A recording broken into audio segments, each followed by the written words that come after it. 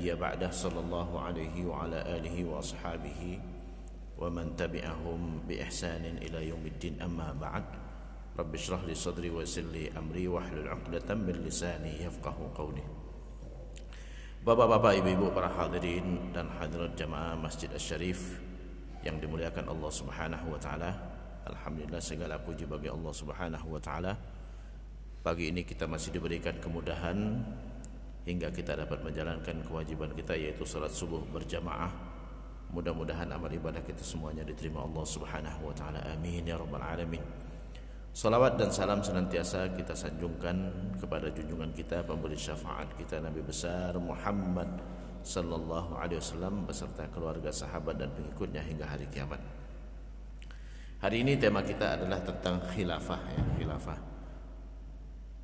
Karena banyak sekali yang meminta untuk saya bahas terkait dengan khilafah. Apa itu khilafah? Khilafah secara bahasa khilafah itu artinya pengganti. Dari khalafa yakhlufu khalfan, pengganti. Khalifah Rasulullah, pengganti Rasulullah. Jadi karena Rasulullah adalah manusia, masa hidupnya terbatas, untuk menggantikan posisi beliau memimpin umat Islam adalah khalifah. Itu arti khalifah secara bahasa. Secara istilah adalah pemimpin umat Islam yang bertugas untuk menegakkan agama Allah dan mengatur urusan dunia. Jadi pemimpin yang bertugas menegakkan agama Allah dan mengatur urusan dunia. Jadi khalifah bedanya dengan pemimpin biasa, dia bukan hanya sebagai pengatur urusan dunia, bukan hanya mengatur urusan pajak, urusan pembangunan gitu kan, tapi juga urusan agama juga. Makanya khalifah di dalam Islam itu bertindak sebagai imam juga, khatib juga. Jadi dia mengatur urusan agama juga. Jadi dia syaratnya harus paham tentang urusan agama. Istilah khilafah enggak perlu kita alergi juga, karena itu istilah dari Al-Quran. Allah Subhanahu wa taala di saat menciptakan manusia tujuannya adalah menjadikannya khalifah. Wa idz qala rabbuka lil malaikati inni ja'ilun fil ardi khalifah. Tatkala Allah berkata kepada malaikat, aku akan menciptakan di muka bumi khalifah. Jadi di saat Allah mau menciptakan Adam, Allah menyebutnya sebagai khalifah. Aku akan menciptakan di muka bumi khalifah, pengganti Allah untuk menerapkan urusan agama. Karena kita nggak bisa berinteraksi dengan Allah langsung, penggantinya yaitulah para nabi. Itulah para nabi yang diangkat Allah sebagai khalifah. Yang pertama kali Adam alaihissalam. Allah Subhanahu wa taala di saat berfirman kepada Nabi Daud, ya Dawudu inna ja'alnaka khalifatan fil ardi fahkum bainan nasi bil haqq wa la tattabi'il hawa fayudillaka an sabilillah. Ya Daud, Nabi Daud, kami jadikan engkau sebagai khalifah di muka bumi, maka berhukumlah antara manusia dengan kebenaran, jangan ngikutin hawa nafsu, maka engkau akan sesat dari jalan Allah Subhanahu wa taala. Jadi khalifah itu adalah pemimpin, pengganti Allah di muka bumi, yaitu para nabi. Karena kita nggak bisa berinteraksi dengan Allah langsung. Kalau kita ada masalah, kita nggak bisa berinteraksi langsung dengan Allah Subhanahu wa taala. Artinya untuk menghukumin, taunya hukumnya gimana gitu kan, penggantinya adalah para nabi. Setelah nabi wafat, penggantinya adalah khalifah, khalifah yang bukan nabi tapi pengganti nabi, menerapkan hukum-hukum nabi. Itulah khalifah. Gak perlu kita alergi dengan khilafah, karena memang ada di dalam Al-Quran istilahnya, yaitu orang manusia yang ditugaskan untuk menggantikan Allah atau menggantikan nabi, menerapkan hukum Allah dan mengatur urusan dunia. Itulah khalifah. Di dalam hadis Nabi pernah mengatakan al-khulafa'u ba'di 30 sanah wa ya'ti ba'da dzalika malikun adud. Khalifah yang datang setelah aku, khalifah yang datang setelah aku adalah masanya 30 tahun. Setelah itu yang datang setelah mereka itu adalah hanya raja-raja, kekuasaan diwariskan secara keturunan. Ya, artinya bahwa khalifah itu tidak diwariskan secara keturunan, tapi sesuai dengan kemampuannya. Jadi kata Rasulullah, al-khulafa'u ba'di 30 sanah wa ya'ti ba'da dzalika malikun adud. Khalifah setelah aku masanya itu 30 tahun. Setelah itu cuman raja-raja yang diwariskan kekuasaan. Jadi khalifah tidak diwariskan. Khalifah sesuai dengan kemampuan. Siapa yang berhak? Kalau sebelum di masa para nabi, ya nabilah yang berhak. Nabilah yang berhak karena mereka sudah mendapatkan wahyu dari Allah Subhanahu wa taala. Setelah nabi, yaitu khalifah-khalifah yang nabi sebutkan cuma 30 tahun kata nabi. Yang benar-benar khalifah cuma 30 tahun. Siapa 30 tahun itu? Itulah Khalifah Abu Bakar, Umar, Utsman, Ali. 30 tahun. Subhanallah, ini menunjukkan betapa Rasulullah ya terkadang tahu apa yang belum terjadi. Rasulullah katakan itu sebelum terjadinya khilafah setelah itu. Rasulullah mengatakan ya khilafah terjadinya cuma 30 tahun setelah aku.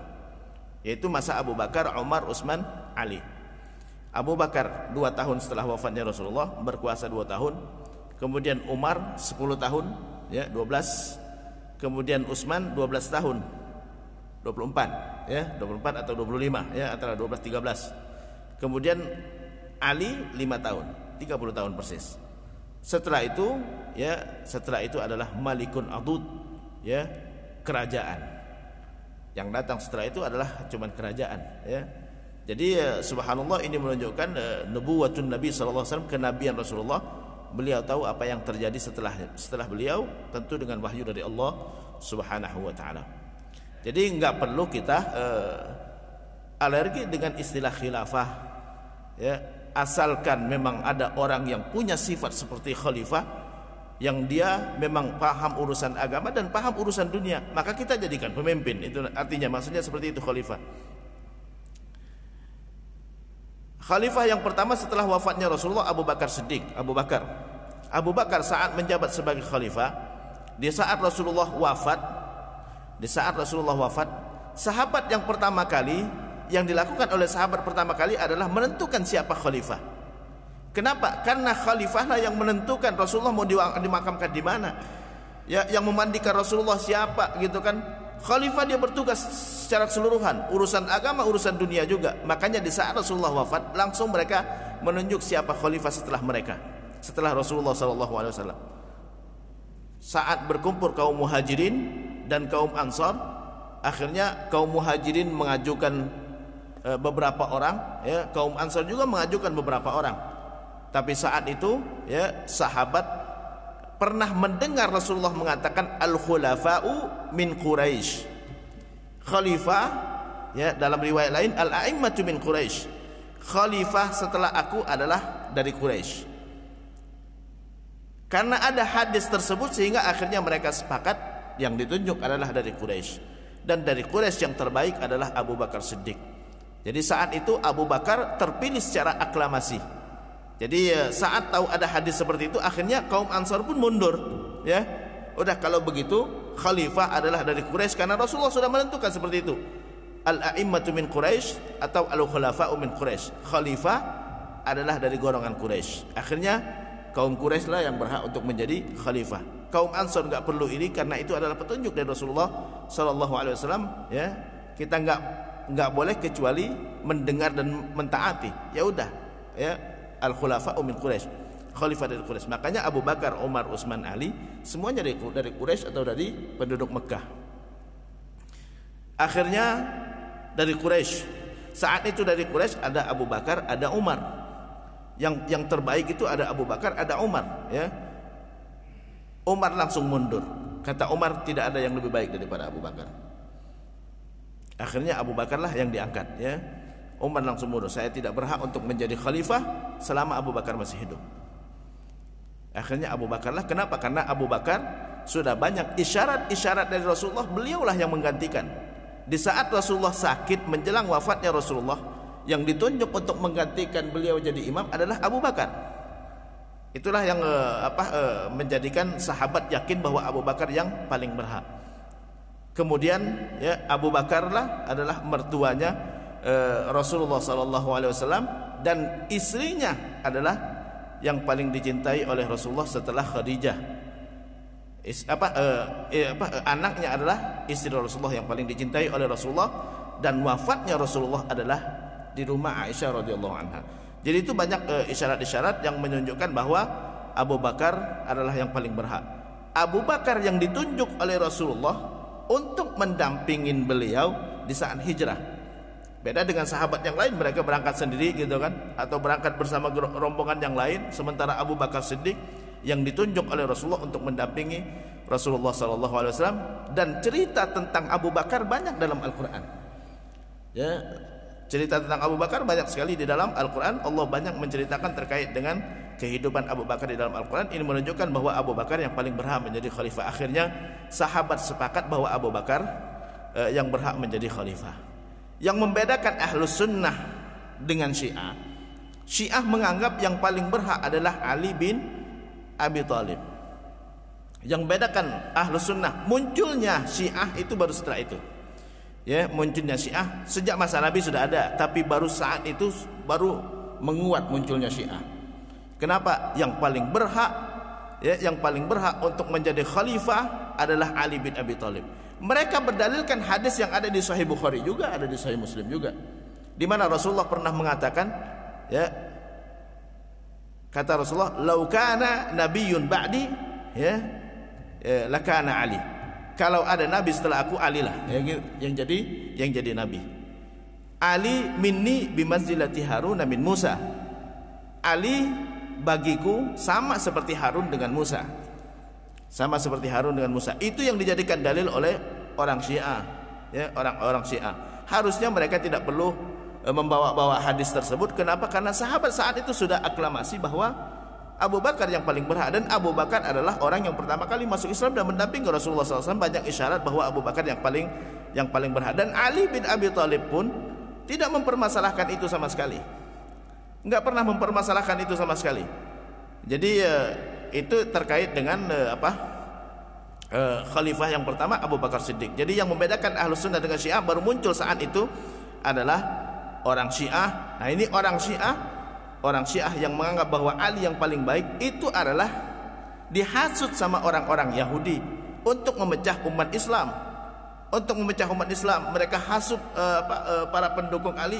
Ini mereka sudah merebut kekuasaan yang harusnya diserahkan kepada Ali bin Abi Thalib. Harusnya Ali yang berhak untuk menjadi khalifah. Kenapa? Karena Rasulullah mengatakan,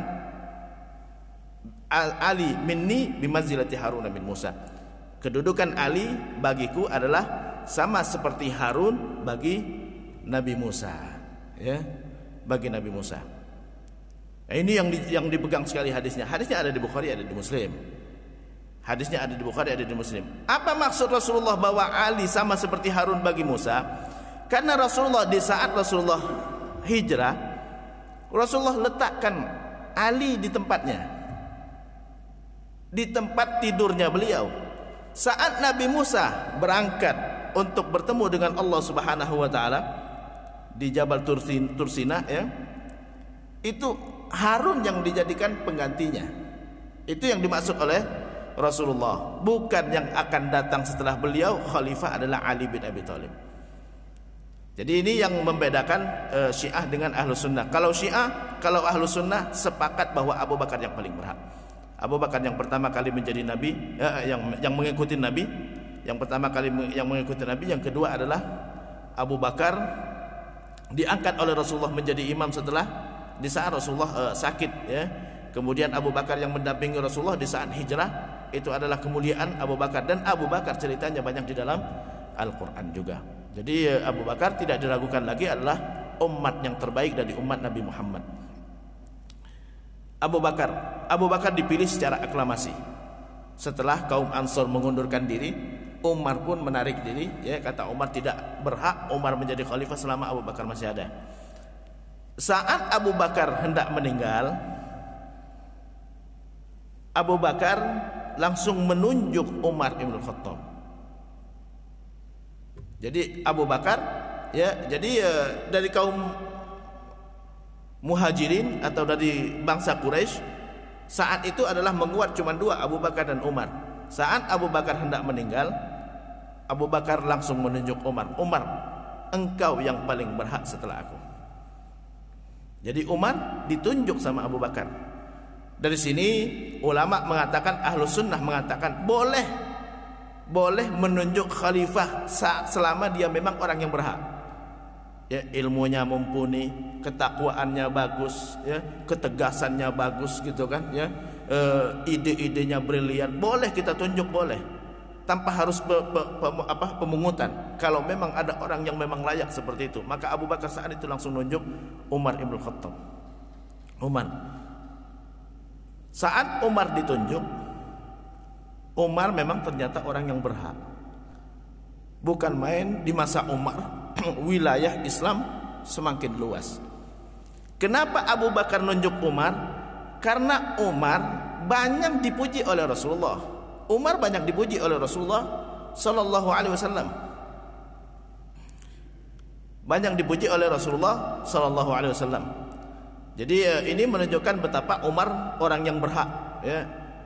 Dan banyak ayat yang turun sesuai dengan pendapat Umar. Banyak ayat yang turun sesuai dengan pendapat Umar. Makam Ibrahim, ya, itu adalah pertama kali adalah idenya Umar ibn Khattab, ya. Wattakhidhu min maqami Ibrahim musalla. Makam Ibrahim, ya, dijadikan tempat untuk sholat, gitu kan. Turunlah ayat langsung, wattakhidhu min maqami Ibrahim musalla. Jadikan makam Ibrahim, ya, tempat sholat. Jadi ya, banyak ayat yang turun, ya, sesuai dengan pendapat Umar, sehingga Umar menurut Abu Bakar adalah orang yang layak untuk dijadikan khalifah. Dan memang Umar membuktikan itu. Umar membuktikan itu di masa Umar ibn Khattab, ya, wilayah Islam meluas, ya, dia ekspansi ke wilayah-wilayah, ya, di luar daripada Jazirah Arabia. Umar berkuasa lama, 10 tahun. Dari tahun 13 Hijriah sampai 23 Hijriah. Jadi Abu Bakar 2 tahun lebih, Umar 10 tahun lebih sedikit. Jadi digabungkan jadi 13 tahun sebenarnya. 13 tahun, jadi dari tahun 13, ya, sampai tahun 23 Hijriah. 10 tahun beliau menjabat, itu wilayah Islam bukan main, luas, ya, karena dia banyak ekspansi ke wilayah-wilayah sekitarnya, sehingga wilayah Islam sangat luas dan banyak orang yang masuk Islam. Umar ibn Khattab terkenal dengan khalifah sekaligus mujtahid. Ijtihadnya sangat banyak sekali. Dan beliau itu termasuk sahabat yang berani berhukum walaupun tidak sama dengan Quran. Salah satunya adalah di saat beliau menjabat, beliau tidak memberikan jatah kepada mu'allaf untuk zakat. Tidak ada jatah buat mu'allaf. Mau masuk Islam ayo, enggak masuk Islam kita perangin, ya. Jadi enggak boleh masuk Islam karena mau dapat zakat, gitu kan. Jadi itu dulu Rasulullah ngasih mereka zakat. Kata Umar, dulu di masa Rasulullah kita masih lemah, ya, perlu orang diiming-imingin dengan zakat untuk masuk Islam. Sekarang kita sudah kuat, mau masuk Islam ayo, enggak masuk Islam kita perangin. Itu di antara pendapat Umar ibn Khattab. Di antara pendapat Umar ibn Khattab juga yang beliau berani, ya, umat Islam wajib zakat, non muslim juga wajib pajak. Pertama kali adanya pajak di masa Umar ibn Khattab. Jadi kalau ada yang mengatakan pajak enggak ada dalam Islam, ada. Di masa Umar beliau terapkan pajak 2 kali lipat dari kewajiban zakat. Jadi kalau kewajiban zakat kita 2,5%, orang non muslim harusnya 5%. Masa orang muslim aja wajib 2,5%? orang non muslim ya tidak dibebankan apa-apa, wajib 2 kali lipat 5%. Jadi itu pendapatnya Umar bin Khattab ya. Mau lebih ringan masuk Islam ente ya. Mau lebih ringan masuk Islam. Jadi itu di masa Umar bin Khattab. Jadi orang non muslim dibebankan pajak. Baru pertama kali ada pajak. Di masa Umar bin Khattab pertama kali adanya Baitul Mal. Baitul Mal belum ada di masa Rasulullah. Kenapa di masa Umar ada Baitul Mal? Karena wilayah Islam sudah meluas. Banyak rampasan-rampasan perang, banyak harta umat Islam yang enggak jelas siapa pemiliknya, sehingga perlu ditampung di Baitul Mal. Baitul Mal itu rumah harta umat Islam. Jadi perlu ditampung di Baitul Mal, sehingga beliau mendirikan Baitul Mal. Beliaulah pendiri Baitul Mal. Jadi banyak sekali ide-ide dari Umar bin Khattab. Makanya ada disertasi di Madinah ya, Qada'u Umar bin Khattab. Ya, keputusan-keputusan Umar. Itu ijtihadnya Umar bukan main, banyak sekali, dan beliau terkenal dengan bukan hanya sebagai khalifah tapi mujtahid. Ijtihad. Salah satu ijtihadnya Umar salat tarawih. Salat tarawih ijtihadnya Umar ya. Dulu di masa Rasulullah biarkan sahabat, ada yang mau salat sendirian silakan, mau berjamaah silakan. Di masa Umar ya, kata Umar, lau ja'altu imaman ya, kalau aku jadikan imam salah satu dari mereka dan yang lain adalah salat di belakangnya akan lebih baik. Akhirnya beliau tunjuk Ubay bin Ka'ab untuk menjadi imam. Ubay, kamu jadi imam, yang lain akan saya suruh belakang kamu. Itulah yang sampai saat ini diterapkan di seluruh dunia, orang salat tarawih berjamaah. Di masa Rasulullah enggak tegaskan untuk salat berjamaah tarawih. Dibiarkan oleh Rasulullah, mau sholat sendirian silakan, mau berjamaah silakan, gitu kan. Nabi cuma sempat ke masjid 3 kali, 3 malam. Itu pun Nabi nggak ngajak-ngajak sahabat juga. Cuman sahabat setiap kali Nabi sholat, mereka langsung bermakmum. Di masa Umar yang pertama kali menjadikan sholat berjamaah untuk sholat tarawih. Umar langsung mengatakan, ni'matil bid'atu hadhihi. Ya, inilah bid'ah yang terbaik. Ya. Kalau orang mengatakan semua bid'ah sesat, Umar berani mengatakan ini bid'ah yang terbaik. Berarti bid'ah ada bid'ah baik, ada bid'ah terbaik. Enggak semua bid'ah sesat juga, gitu kan. Umar menggunakan istilah itu, ni'matil bid'atu hadhihi. Ini pemahaman Umar Ibn Khattab. Ini banyak sekali ya. Kalau kita baca ada 2 jilid Qada'u Umar, keputusan-keputusan Umar ya. Dia berani berbeda dengan keputusan Nabi. Kenapa? Dia memahamin maksud tujuan Nabi itu apa, gitu kan. Maksud tujuan Nabi apa, sehingga beliau berani berbeda pendapat ya, berbeda pendapat. Dulu ini sebabnya, sekarang sebabnya udah nggak ada lagi, kita ganti ya, beda lagi sebabnya. Jadi itu Umar bin Khattab 10 tahun beliau menjadi khalifah ya. Beliau terkenal dengan sahabat yang sangat berani sekali, sehingga banyak wilayah-wilayah yang dikuasai oleh umat Islam, dan negara Islam saat itu bukan main kaya raya karena banyak rampasan perang, sehingga beliau mendirikan Baitul Mal, dan beliau terkenal dengan khalifah yang brilian. Ijtihadnya bukan main bagus ya. Dalam sebuah hadis yang diriwayatkan oleh Imam Bukhari, Rasulullah pernah suatu malam bermimpi. Beliau dikasih secangkir susu ya. Fasyariba min. Dalam mimpi tersebut Nabi minum susu tersebut. Masih ada sisa, Rasulullah langsung berikan kepada Umar. Ya, fa'ataitu fadli Umar. Aku berikan sisa susu tadi kepada Umar. Sahabat bertanya, ya Rasulullah, apa takwil mimpinya? Ini menunjukkan bahwa mimpi boleh ditakwilkan, tapi takwil yang bagus boleh ditakwilkan. Ya, apa takwilnya ya Rasulullah? Ya, kata Rasulullah, ya, susu tadi adalah wahyu. Saat saya masih hidup saya dapat wahyu. Setelah saya meninggal tidak ada wahyu lagi, tapi Allah kasihkan ilham kepada orang-orang yang alim. Di antara orang yang alim itu adalah Umar bin Khattab. Makanya Umar banyak sekali ide-ide briliannya. Ya, itulah susu tadi, ya. Jadi artinya Rasulullah setelah wafat kadang-kadang diberikan ilham kepada orang-orang soleh, ya, yang memahamin ayat, memahamin hadis, gitu kan. Jadi Nabi enggak melarang itu, artinya tidak berhenti di situ, enggak. Ijtihad tidak berhenti di saat Rasulullah wafat. Masih ada sisa susunya yang Allah akan berikan kepada orang-orang yang soleh, termasuk Umar Ibnu Khattab. Itu hadis ada di Sahih Bukhari.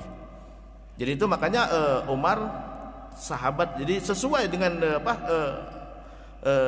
mimpinya Rasulullah, seperti itulah Umar. Jadi Umar termasuk sahabat yang sangat berani sekali, sangat berani di dalam berijtihad, ya. Dia tidak hanya memahami teks ayat, teks hadis, tapi apa tujuan syariat, maqasid syariah, kemudian dia perluas. Setelah di saat Umar meninggal dibunuh, ya, meninggal dibunuh di saat sholat, di saat sholat. Tapi sebelum Umar meninggal, Umar sudah menunjuk 6 orang sahabat untuk menentukan siapa penggantinya nanti. Jadi Abu Bakar nunjuk langsung Umar, Umar nunjuk 6 orang yang akan bermusyawarah siapa yang menggantikan beliau. Inilah jadi sistem khilafah boleh seperti itu, boleh ditunjuk kalau memang dia orang yang berhak, boleh kita tentukan orang-orang sesepuh gitu kan. Nih kamu nanti musyawarah siapa yang berhak. Setelah Abu Umar Ibn Khattab wafat, ditentukanlah 6 orang tadi berkumpul, mereka menentukan siapa penggantinya, dan ditunjuk oleh 6 orang itu Utsman Ibn Affan. Utsman Ibn Affan yang menjabat sebagai khalifah setelah beliau. Utsman bin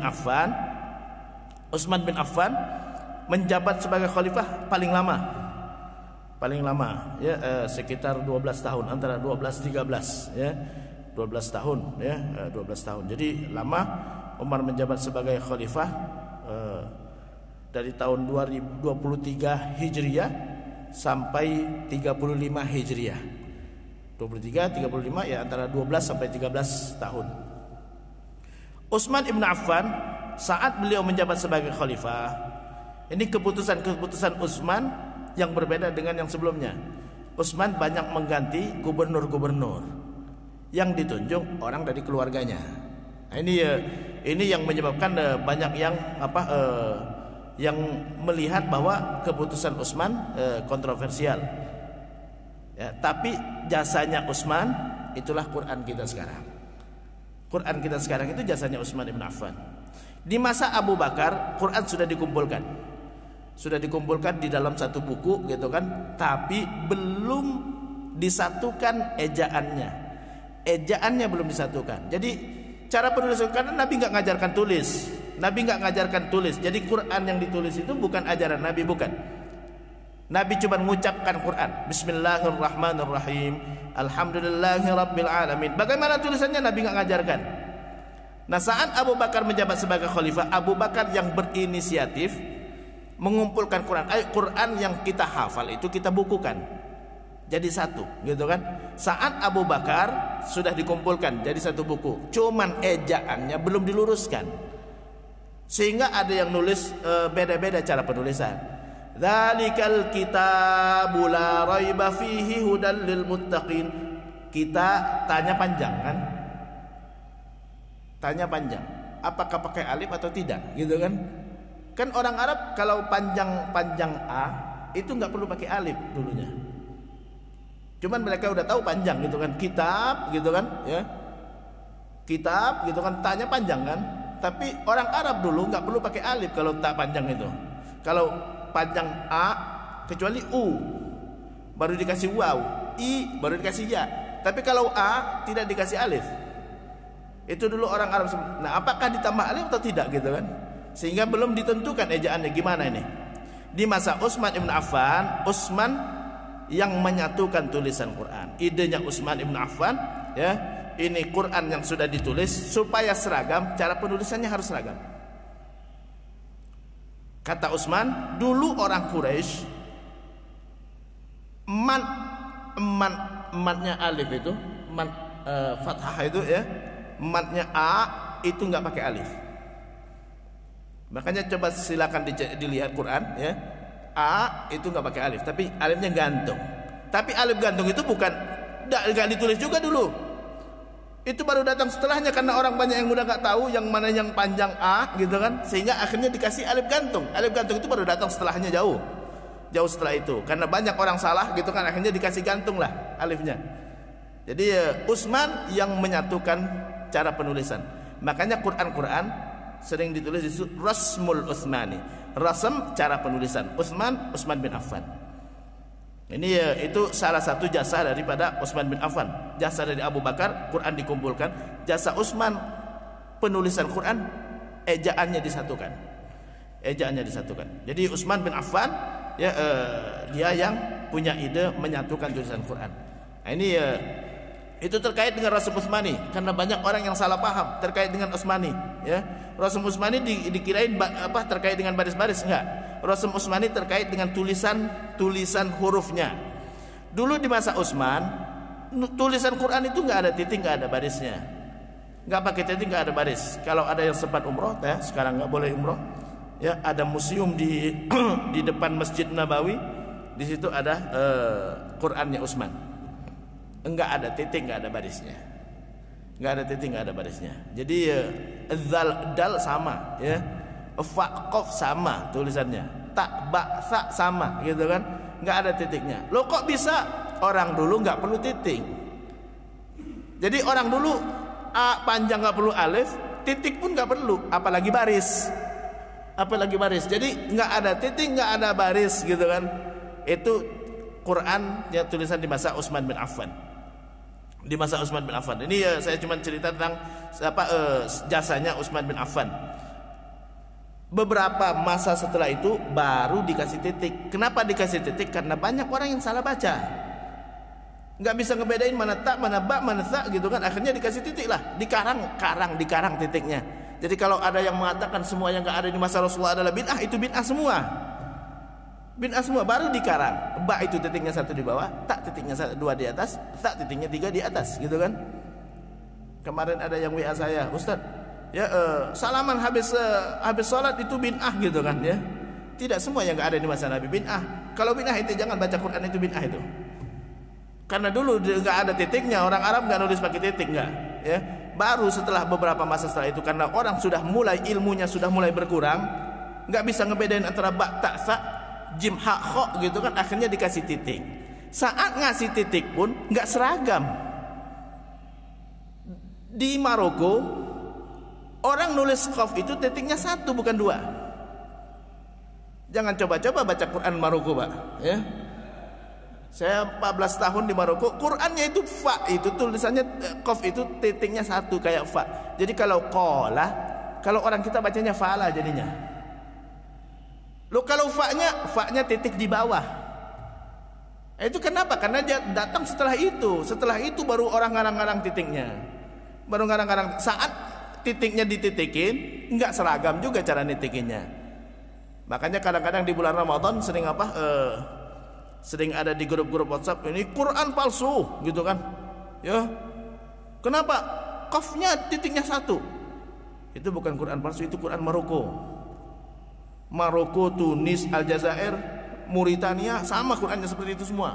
Ya, termasuk Libya juga sama Qurannya seperti itu semua. Titik fa, qafnya itu titiknya 1. Ente jangan coba-coba baca, nanti salah semua bacaan ente jadinya, ya. Jadi itu terkait dengan itu. Setelah dikasih titik masih banyak yang salah juga. Barulah dikasih baris. Jauh setelah itu lagi kasih baris. Orang ternyata banyak nggak bisa ngebedain baris bawah baris atas. Akhirnya dibikin baris. Setelah dikasih baris, banyak yang salah berhenti juga. Akhirnya dibikin wakaf. Di sini wakaf-wakafnya supaya berhentinya pas, gitu kan. Kalimatnya jangan sampai terputus, gitu kan. Nah, ini ya itu. Setelah dikasih itu, dikasihlah dibagi-bagi jadi hizib-hizib, gitu kan. Itu bukan Nabi lagi yang menentukannya. Jadi kalau ada yang bilang semua yang gak ada di masa Nabi bid'ah, itu bid'ah semua dah, ya.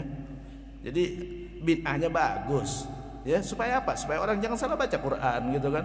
Jadi nggak semua yang gak ada di masa Nabi bid'ah berarti, ya. Kenapa? Karena sudah bid'ah semua itu aja. Jadi tambahan ditambah titik, ditambah baris, ditambah tanda wakaf, gitu kan. Ya, jadi itu semua adalah untuk mempermudah orang membaca Quran, mempermudah yang baik.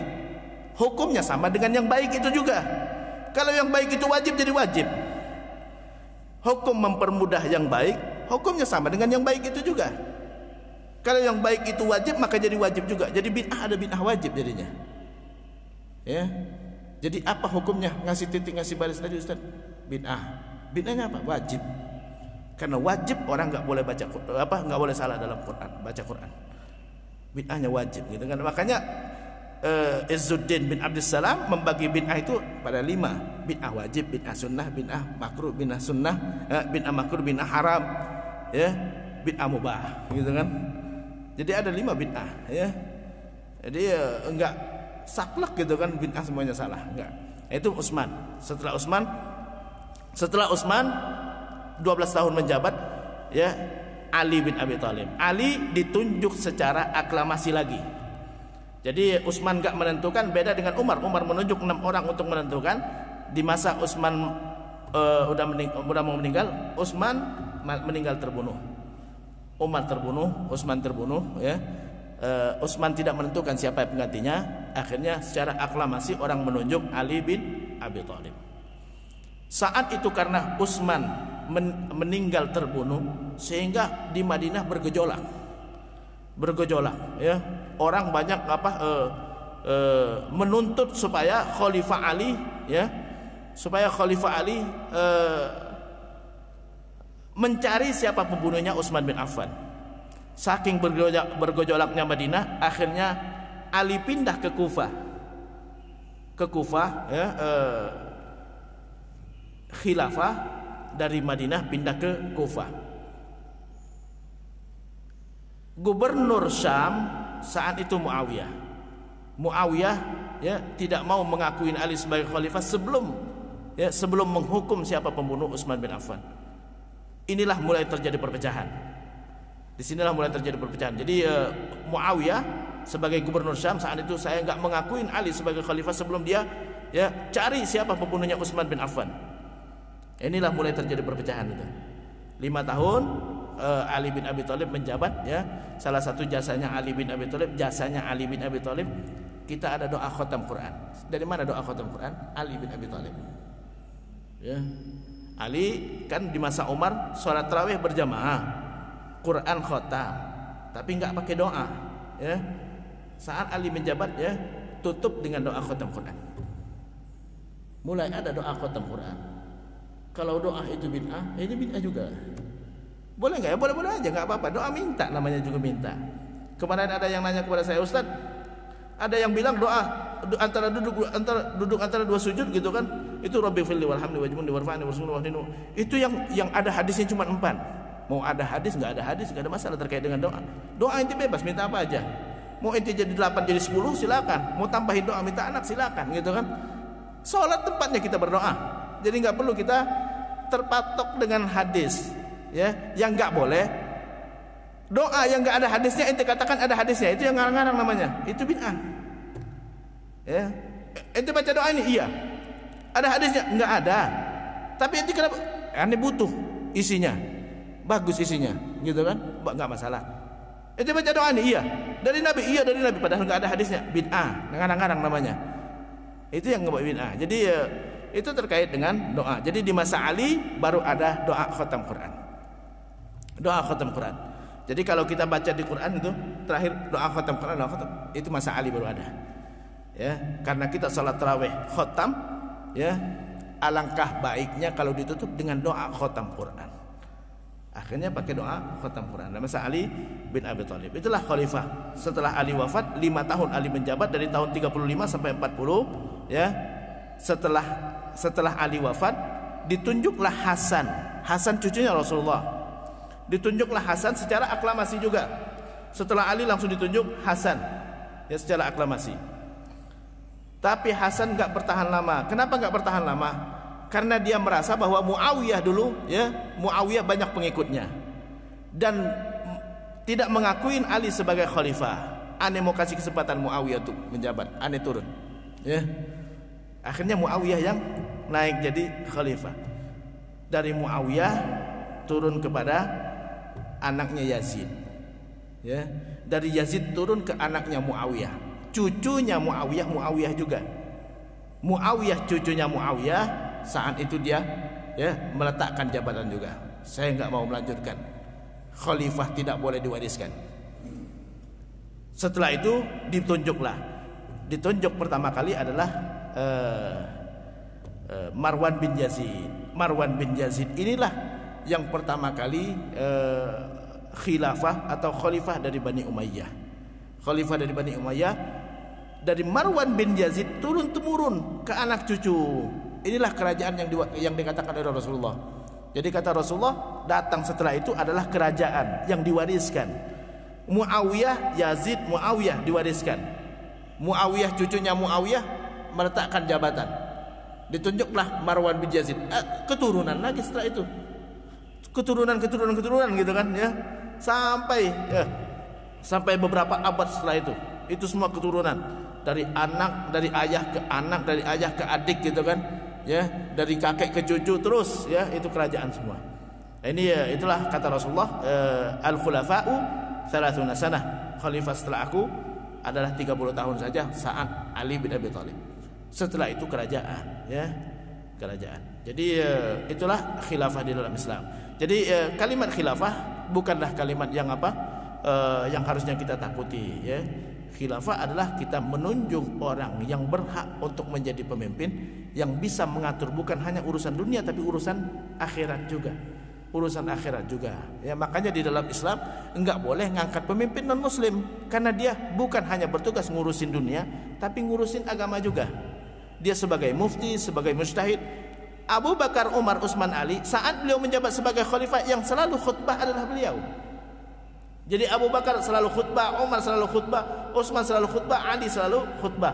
Kalau beliau ada, tidak ada orang yang berhak untuk jadi imam, jadi khatib selain khalifah. Itulah khalifah di dalam Islam, pemimpin yang memang layak untuk jadi imam.